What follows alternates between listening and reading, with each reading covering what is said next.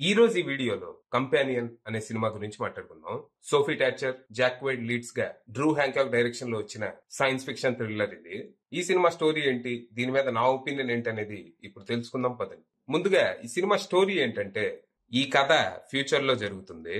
భవిష్యత్తులో అచ్చం మనుషుల్లాగే ఉండి మనుషుల్లాగే ప్రవర్తించే ఆర్టిఫిషియల్ ఇంటెలిజెన్స్ కలిగిన రోబోట్స్ బాగా వాడుకలోకి వస్తాయి.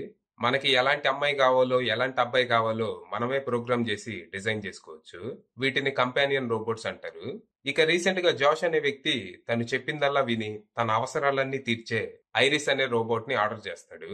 తన కోసమే పడిచేస్తూ తన కోసం ఏదైనా చేసేలా జాష్ ఐరిస్ ని ప్రోగ్రామ్ చేస్తాడు. అయితే కొన్నాళ్ళకి జాష్ కు ఒక ఐడియా వస్తుంది. ఐరిస్ సిస్టమ్ ని హ్యాక్ చేసి తన చేత ఒక పెద్ద తప్పు చేయించి తను లైఫ్ లో సెటిల్ కావాలని ప్లాన్ చేస్తాడు. ఈలోపు ఈ విషయం ఐరిస్ కి తెలిసిద్ది. అలాగే తను మనిషి కాదు రోబోట్ అనే విషయం కూడా తనకు అప్పుడే తెలుస్తుంది. దాంతో జాష్ తన చేత తప్పు చేయించి తను ఇరికించే లోపు తన దగ్గర నుంచి ఎస్కేప్ కావాలని ప్లాన్ చేస్తుంది. మరి తర్వాత ఏం జరిగింది? జాష్ ఐరిస్ చేత ఏం తప్పు చేయించాలనుకుంటున్నాడు? ఇందులో తనకి సాయం చేస్తుంది ఎవరు? ఇంతకీ ఐరిస్ పరిస్థితి ఏంటి? తను రోబోట్ అని తెలిసాక తను ఎలా రియాక్ట్ అయింది? చివరికి తను జాష్ నుంచి తప్పించుకోగలిగిందా లేదా అనేది మీరు సినిమా చూసి తెలుసుకోవాలి. ఇక ఈ సినిమా బాగుంది, నాకైతే నచ్చింది. ఫస్ట్ నుంచి లాస్ట్ వరకు చాలా థ్రిల్లింగ్ గా, at the same time hilarious గా సాగుతూ ఫుల్ గా ఎంటర్టైన్ చేసింది. సినిమాలో ఏది కూడా మనం ఊహించినట్టు జరగదు. ఒక సీన్ చూసి నెక్స్ట్ ఇలా జరుగుతుందేమో అని మనం ఊహిస్తే నెక్స్ట్ వచ్చే సీన్ మన ఊహకు అందకుండా ఎటుటో వెళ్ళిపోద్ది. రైటింగ్ చాలా బాగుంది.